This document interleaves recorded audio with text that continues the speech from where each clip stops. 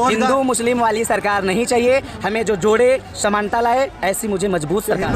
निरपेक्ष देश है और सभी धर्मों का आदर करता है। आप आपस में लड़ाने का काम कर रहे हैं, ना कि मिलाने का काम कर रहे हैं। इन्होंने हिंदू राष्ट्र बनाना है भाई। नहीं तो हिंदू राष्ट्र कभी हो ही नहीं सकता भारत, क्योंकि हम किसी मुस्लिम भाई को अपने भारत देश से नहीं निकाल सकते, ना किसी में इतनी औकात है, तो हम हिंदू मुस्लिम की बंटवारे की बात क्यों करें। कौन सा उन्होंने किया है? सिर्फ झूठे वादे और झूठे वादे पे इनकी सरकार कहाँ तक की चल पाई?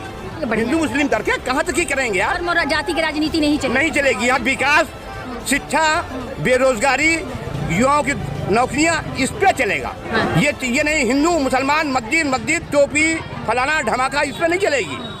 चल चुकी जो चलना है। विकास की राजनीति, परिवर्तन चाहिए। मिला के जो है इस बार बाबा अपने मठ में वापस जा रहे हैं और गारंटी बिल्कुल इसमें कोई दो राय नहीं है। बाबा जी ने जो केस वापस लिए ना, वो केस वापस आने वाले हैं बाबा जी पर। बाबा ने जो केस, ऐसा पहला मुख्यमंत्री हुआ धरती पे और इंडिया की कि जो खुद सत्ता पे आके और अपने केस वापस ले ले, ऐसा मुख्यमंत्री पहला। उम्मीद भी क्या कर सकते हैं जो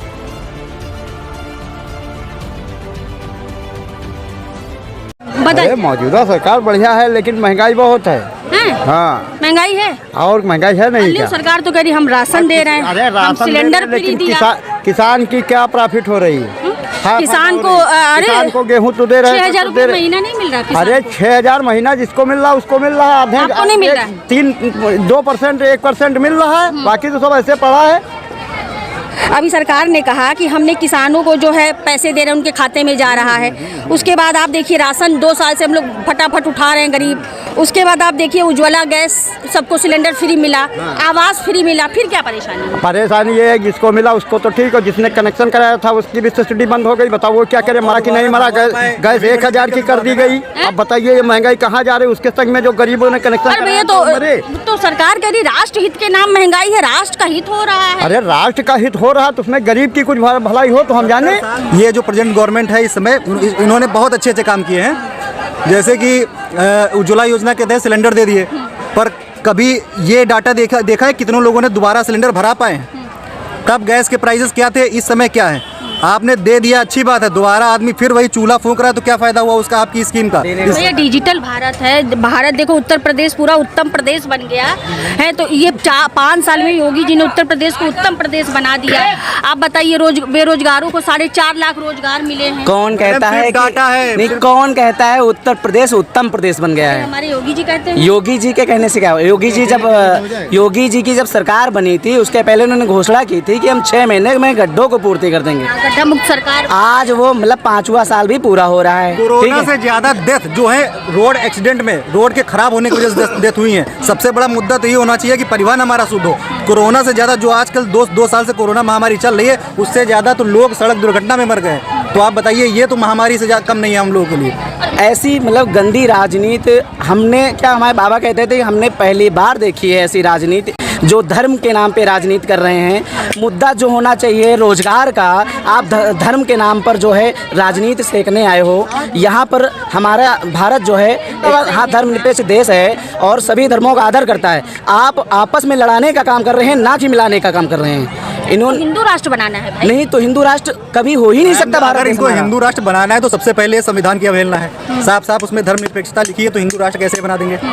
हमारे और पाकिस्तान में डिफरेंस यही है कि वो एक धर्म के आधार पर कंट्री बनी, वो देखिए आज कहाँ पे है। हम लोग धर्मनिरपेक्ष हैं, तो आज हम लोग कहाँ पे हैं? हम लोगों को सपना जो देखते थे अमेरिका से, चीन से टक्कर लेना, अब हम लोगों को बस इतने में खुश कर दिया कि भैया तुम पाकिस्तान से आगे हो, खुश रहो। पाकिस्तान से आगे रहोगे, हमेशा खुश रहो। अरे पाकिस्तान से तो हम लोग शुरुआत से आगे हैं। अब क्या आगे किया है आपने? भैया इतनी नाराजगी का है, और अगर क्या चाहिए मौजूदा सरकार से? इतनी नाराजगी क्यों है? क्या परिवर्तन चाहिए? जी बिल्कुल परिवर्तन चाहिए। भैया कौन अब आएगा जो आपको खुश करे? कौन सरकार? अब सपा आ जाए, बसपा आ जाए, कांग्रेस आए, कौन आए जो आप लोगों के लिए, युवाओं के लिए काम करे? आप इसके लिए कंपेयर किसी भी सरकार से कर लीजिए, Sapa Basapa better than BJP. अच्छा, चाहे वो शिक्षा में हो, चाहे रोजगार में हो, या अदर भी लोगों की सेवाओं में भी। इनके पास जो सेवा में बहन जी एक महिलाओं को दे रखा था माया पेंशन योजना, इन्होंने जो है अखिलेश जी आए लोहिया पेंशन लागू की, ये दोनों की खा गए। कोई भी पेंशन नहीं रखी, सिर्फ जो ऑलरेडी बनी हुई है, बरसों से चली आ रही है, वृद्धा पेंशन, हैंडीकैप पेंशन, ठीक है, विधवा पेंशन, उन पेंशनों के अलावा कोई पेंशन नहीं थी। तो वो पेंशन इसलिए बंद करे कि भैया आत्मनिर्भर बनो, डिपेंड ना रहो सरकार। तो फिर ये 2000 बांट रहे हैं, कह रहे हैं हम तुमको 5 किलो राशन दे रहे हैं, डिपेंड देने के लिए दे रहे हो क्या 5 किलो राशन?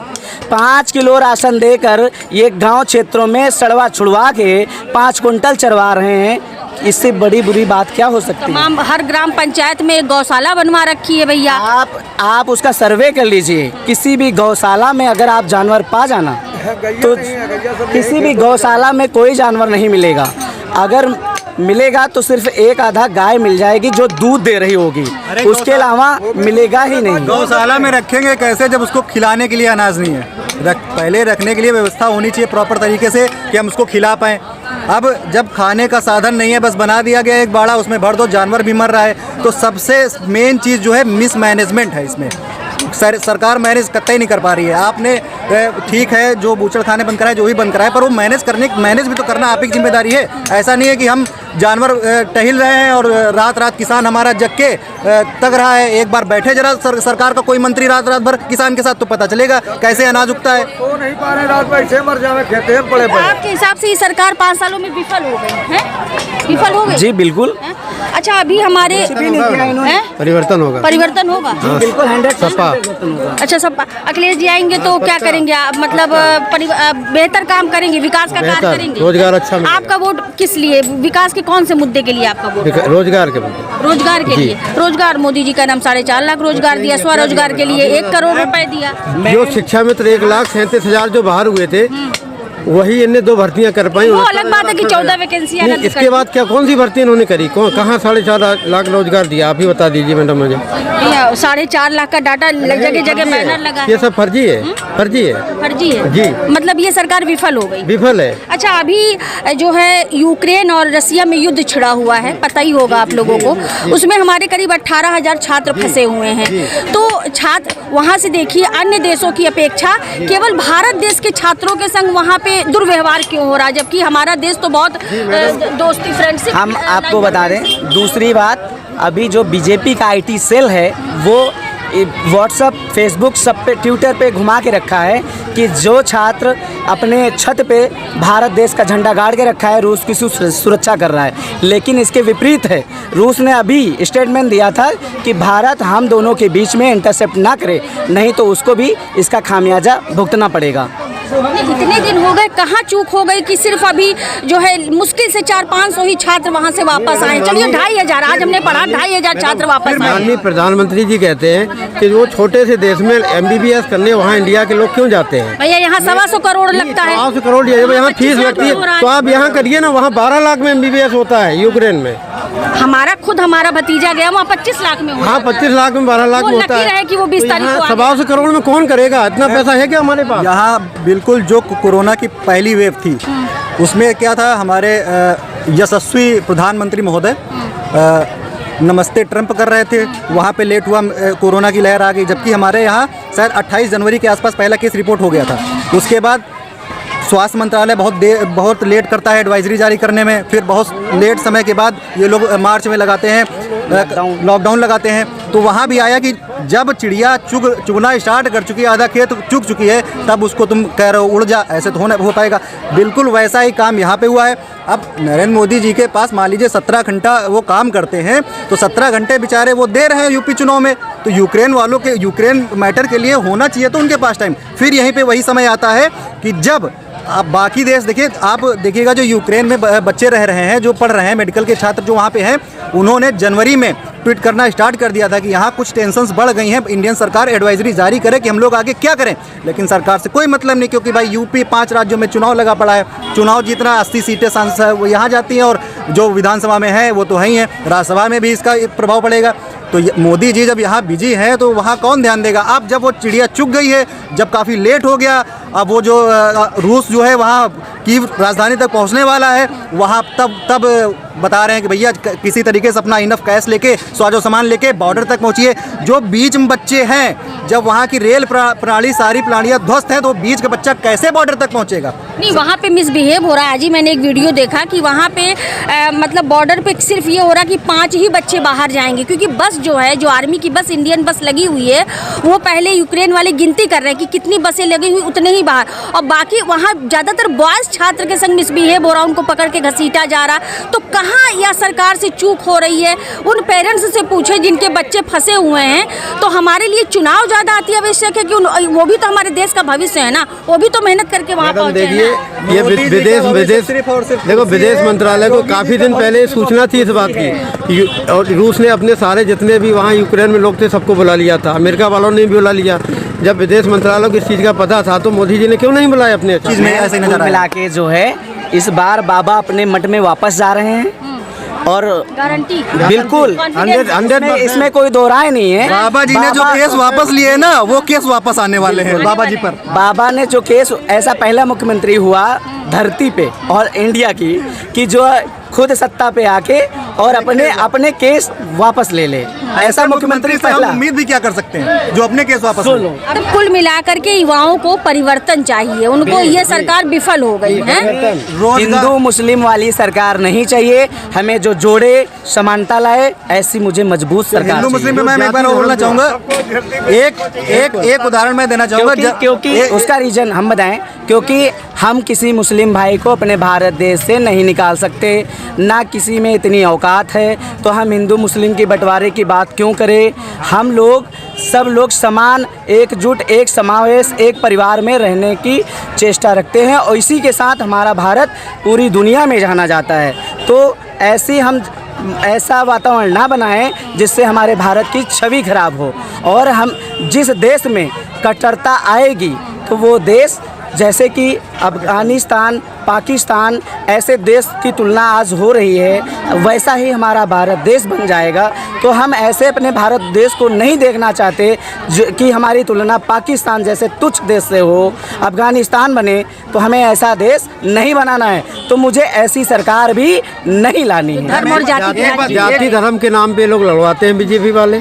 जो हमारा काम था युवा को, हमने कर दिया है। ये 10 मार्च को आपको पता चल जाएगा। धर्म के नाम पर एक चीज़ बोलना चाहूँगा, देखिए आप जर्मनी का बहुत बड़ा उदाहरण है। जर्मनी में एडोल्फ हिटलर ने ही धर्म के नाम पर वोट मांगे थे। उसने कहा था भैया हमको दो, हम यहूदियों को एक किनारे लगा देंगे। देखिए एट द एंड उसका रिजल्ट क्या हुआ? जर्मनी 2 भागों में बट गया, विश्व युद्ध हुआ। अब जो भी धर्म के राह पर आगे बढ़ेगा, आप देखिए, चाहे इतिहास पढ़ लीजिए, पाकिस्तान भी धर्म के नाम पर अलग हुआ, उसकी क्या कंडीशन आज पूरे विश्व में, उसकी क्या हालत है बेचारे की। अफगानिस्तान में भी देख कट्टरता आ गया है, वहाँ पे क्या हो गया। तो जो भी धर्म के नाम पर आगे बढ़ेगा वहाँ डिवाइडेशन होगा और समाज की स्थिति खराब होगी। समाज खराब होगा तो देश की हर तरीके से, आर्थिक, लोकतांत्रिक, हर तरीके से सिस्टम खराब होगा। रही बात धर्म की बात, तो मैं आपको बताना चाहूँगा, किसी से भी अगर वोट मांगना है या किसी से कुछ भी मांगना है, हम इनसे ऐसे कुछ मांगते भैया ये चीज़ दे दो, नहीं मांगे, इनके कनपट्टी पे एक बंदूक रख दे तो ये सब कुछ निकाल के दे देंगे। तो यहाँ पे मुस्लिम हैं उनको हिंदुओं के नाम पे डराया जा रहा है, जो हिंदू हैं उनको मुस्लिमों के नाम पर डराया जा रहा है कि भैया हमको वोट दो।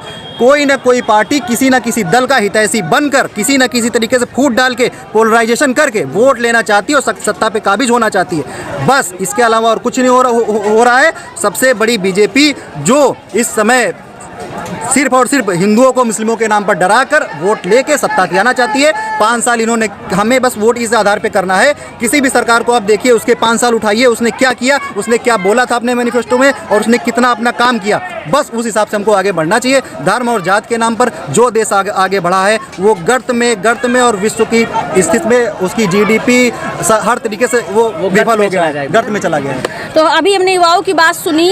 जो धर्म और जाति की राजनीति करेगा वैसी सरकार हमको नहीं चाहिए। जो विकास की बात करेगा, जो समानता की बात करेगा, क्योंकि भारत हमारा धर्मनिरपेक्ष है, जो रोजगार की बात करेगा उसकी सरकार बननी चाहिए। किसका दिया है? मोदी जी ने जो दिया है, हम लोग दिया, हम लोग कमाई के दिया है। अपने पास से उन्होंने कोई नहीं दिया, सिर्फ झूठे वादे। रोजगार दिए 4.5 लाख यूपी सरकार। कौन सा रोजगार दिया है? कोई खाली अपने कागज में बना के। अरे कोई कल देखा जो एक पुलिस भर्ती की गई, जहाँ पर्चे होते हैं, बच्चों की शिक्षा को होता है, वहाँ आउट हो जाता है। कोई वैकेंसी निकलती है, पहले से लीक आउट हो जाती है। कौन सा उन्होंने किया है? सिर्फ झूठे वादे। और झूठे वादे पे इनकी सरकार कहाँ तक की चल पाई? पिछली सरकारों की जो तुलना हुई है, जो शिलान्यास हुए हैं उनके कामों पे, जैसे आपके मान लिए ये हाईवे है, आगरा वाला हाईवे है, अखिलेश आज चला चुके थे, इसके बाद इन्होंने भी अपना जहाज और जेट चला दिया। अभी आप अमौसी में ट्रेन मेट्रो चली, इन्होंने अपनी रेंग दी उसी पे, यानी जो किए पे किया करते रहे। अरे जनता, शिक्षा, बेरोजगारी, ये क्या है? उन्होंने तो एक मैं आपको बता दूं, यहाँ एक तरफा सपा में वोट पड़ा है, यहाँ 6 विधानसभा सीटें हैं, यहाँ एक भी बीजेपी नहीं जीत रही है। अच्छा, नहीं जीतेगी, एक भी नहीं जीतेगी, मैं दावे के साथ कह सकता हूँ। मतलब यहाँ अब ये सीटें सपा ले रही है। ये पिछली अच्छा। बार हुआ था, पिछली बार हुआ था 2017 में, वो झूठ की सरकार थी। आज झूठ 10 मार्च को स्वयं आप लोग देख लेंगे, ये झूठ कितना बुलंदी पे गया था, आज क्या बुलंदी पे। 10 तारीख को रिजल्ट आ रहा है, रिजल्ट 10 तारीख आ जाएगा, खुली सरकार मुंह की बन गई। खानी पड़ेगी। मुंह की खाने नहीं, मुंह की खा चुके हैं, मुंह छुपा बैठे हैं हुए। ये बढ़िया हिंदू मुस्लिम करके कहाँ तक ही करेंगे यार? धर्म और जाति की राजनीति नहीं चलेगी। नहीं चलेगी। यहाँ विकास, शिक्षा, बेरोजगारी, युवाओं की नौकरियाँ, इस पे चलेगा। सही। ये नहीं हिंदू मुसलमान, मस्जिद टोपी फलाना धमाका, इस पे नहीं चलेगी। चल चुकी जो चलना है, विकास की राजनीति, विकास की राजनीति, परिवर्तन चाहिए। परिवर्तन चाहिए।